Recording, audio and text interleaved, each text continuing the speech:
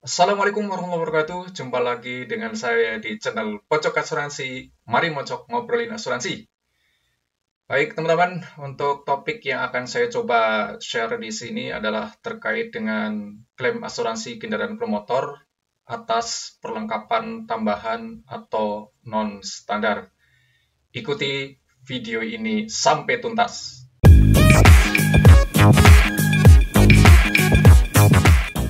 Saya sengaja mengangkat topik ini ya teman-teman, karena bisa jadi terdapat beberapa kasus dispute klaim asuransi kendaraan bermotor yang berpangkal pada persoalan perlengkapan tambahan atau non-standar yang terdapat di dalam kendaraan bermotor yang diasuransikan ya teman-teman. Nah, kita berangkat dulu dari prinsip dasar penentuan TSI atau Total Sum Insured atau harga pertanggungan dalam asuransi kendaraan bermotor.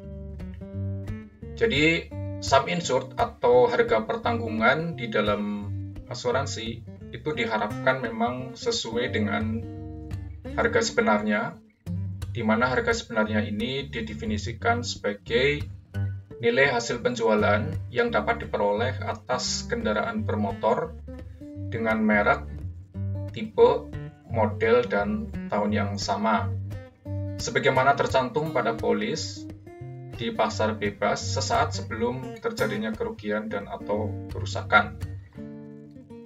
Nah, di sini ada kata-kata kunci. Yang pertama adalah hasil penjualan, berarti bahwa harga pertanggungan yang dicantumkan di dalam polis ini diharapkan adalah harga pasar yang mencerminkan keinginan dari sisi penjual. Karena apa? Di dalam harga pasar itu kan ada dua kepentingan.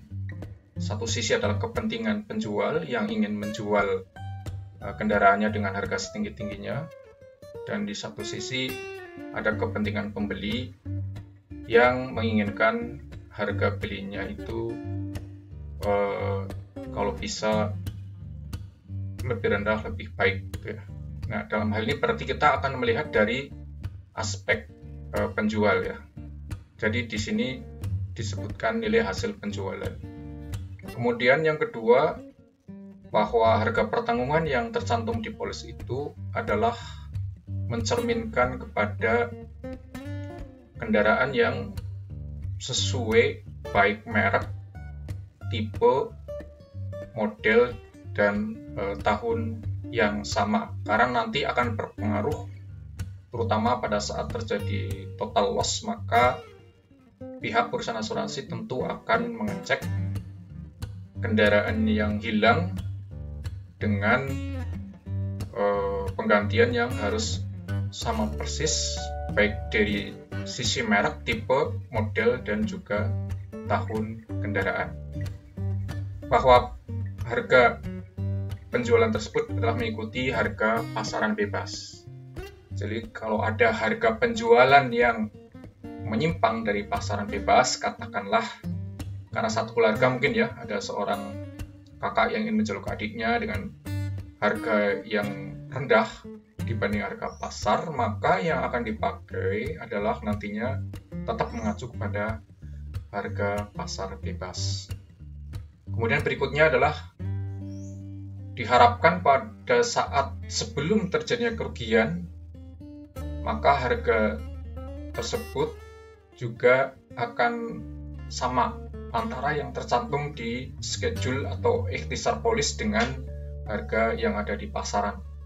Nah, ini memang kadang-kadang menjadi sebuah kesulitan tersendiri karena pemilik kendaraan bermotor atau katakanlah pemegang polis itu harus bisa memprediksi kapan harga pertanggungan itu nilainya ya, ketika sesaat sebelum klaim itu berapa harga pasaran bebasnya. Padahal ketika pada saat awal masuk asuransi kan tentu kita tidak bisa memastikan dengan benar sebenar-benarnya bahwa kita bisa memprediksi apakah harga pertanggungan yang disubmit di awal itu nantinya minimal akan sama dengan harga sesaat sebelum terjadinya kerugian. Tetapi karena sifat polis asuransi kendaraan bermotor biasanya karena tahunan, maka perbedaan harga pasar pada saat di awal tahun dengan di akhir periode polis gitu ya, dalam waktu setahun biasanya tidak terlalu banyak terjadi perbedaan yang jauh gitu ya. Nah, atas dasar itu, ketika sum insured atau harga pertanggungan sudah sesuai dengan harga sebenarnya, maka ketika pada saat klaim pihak pemilik polis atau tertanggung tidak akan dihadapkan pada situasi yang kurang menguntungkan bagi dia, karena ada ketentuan sesuai di pasal 11 wording PSAKPI atau Polis Standar Asuransi Kendaraan Bermotor Indonesia AUI, atau yang diterbitkan oleh Asosiasi Asuransi Umum Indonesia, itu sudah diatur jika pada saat terjadinya kerugian dan atau kerusakan yang disebabkan oleh risiko yang dijamin polis, kemudian ternyata harga pertanggungan kendaraan bermotor pada saat itu kurang dari harga sebenarnya, maka tertanggung dianggap sebagai penanggungnya sendiri atas selisihnya dan menanggung sebagian kerugian yang dihitung secara proporsional. Inilah yang dikatakan sebagai konsekuensi dari harga pertanggungan di bawah harga sebenarnya atau under insurance. Jadi, suatu unit mobil yang akan diasuransikan, hal mendasar yang perlu dipastikan adalah bahwa harga pertanggungan itu adalah mencerminkan harga sebenarnya. Harga sebenarnya bisa di sini adalah gabungan dari harga jual kendaraan standar pabrikan plus ada kemungkinan nantinya pemilik kendaraan tersebut akan melakukan perbaikan atau penambahan pada peralatan-peralatan tambahan yang disebut sebagai perlengkapan non-standar ya.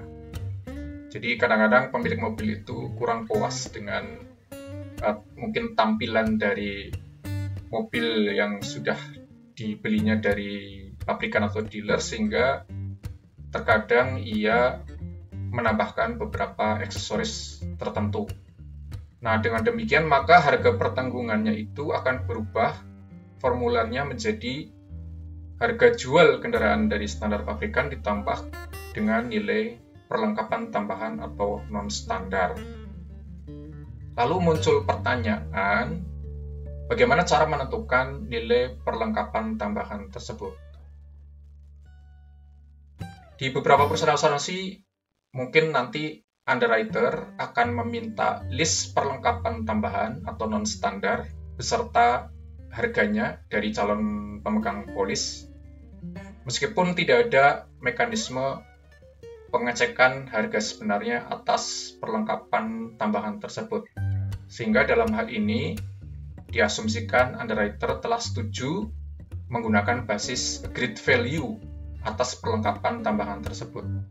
Nah, dengan demikian maka secara formula harga pertanggungan totalnya nanti adalah harga jual kendaraan standar pabrikan, yaitu mengikuti harga sebenarnya, ditambah dengan nilai perlengkapan tambahan atau non-standar yang menggunakan basis agreed value.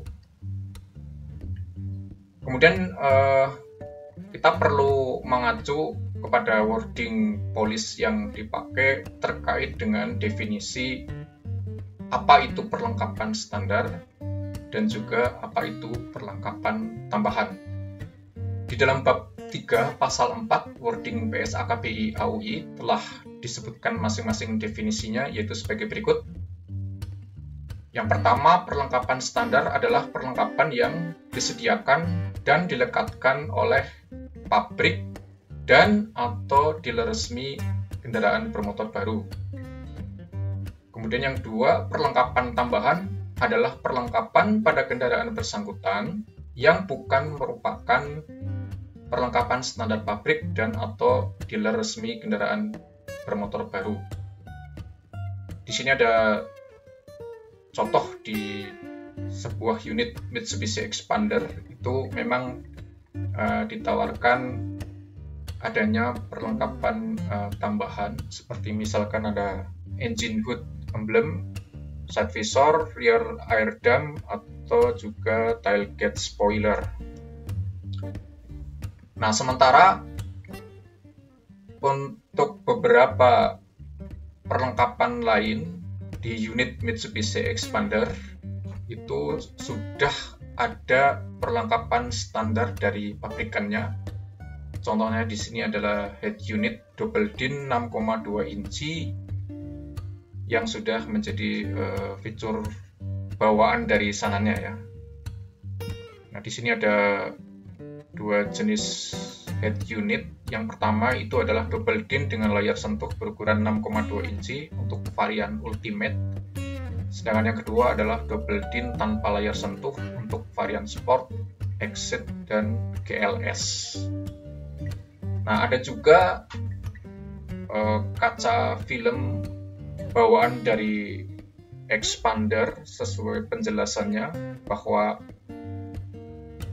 di sini ada kaca film Konica Minolta dan Vicul yang menjadi default dari Mitsubishi Expander dan Expander Cross yang dibagi ke dalam beberapa varian. Untuk varian Expander GLS, GLX, Exit, Sport, sampai Ultimate disematkan kaca film Konica Minolta. Begitu juga untuk varian Expander Cross pada varian MT dan AT. Sedangkan pada Expander Cross AT Premium itu disematkan kaca film Vicul. Nah, tetapi di sini ada juga perlengkapan standar dari Expander yang bisa dibeli secara terpisah, tidak menjadi satu kesatuan dari semenjak keluar dari pabrikan, tetapi dia bisa dibeli secara terpisah atau juga di dalam satu paket tertentu. Tetapi ini sama-sama dikeluarkan oleh dealer resmi dari Mitsubishi Expander. Jadi ini ditujukan memang untuk memberikan keleluasaan kepada juta yang merupakan harga front air dam dan juga Rp500.000 sebagai harga set visor, sehingga totalnya menjadi Rp314.400.000. Tentunya pemegang polis diharapkan untuk bisa memahami bahwa hampir di semua jenis asuransi itu pasti ada yang namanya pengecualian atau exclusion, termasuk di sini di dalam polis asuransi kendaraan bermotor, di mana di dalam wording PSAKBI AUI bab 2 pengecualian pasal 3-5.1 disebutkan bahwa pertanggungan ini tidak menjamin kerugian dan atau kerusakan atas perlengkapan tambahan yang tidak disebutkan di dalam polis.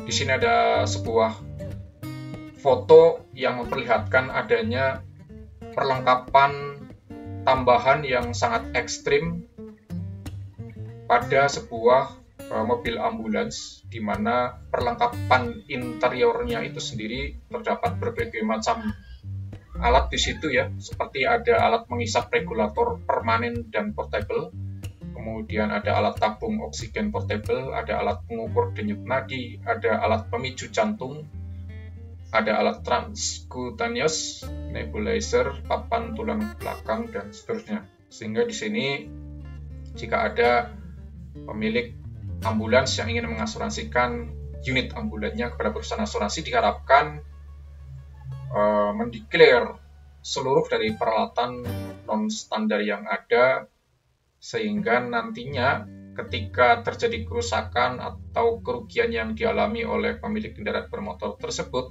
yang dialami atau terjadi pada peralatan non-standar itu akibat suatu bahaya yang bisa menjadi polis, maka pihak perusahaan asuransi akan tetap dapat memproses klaim yang terjadi. Nah, di sini berarti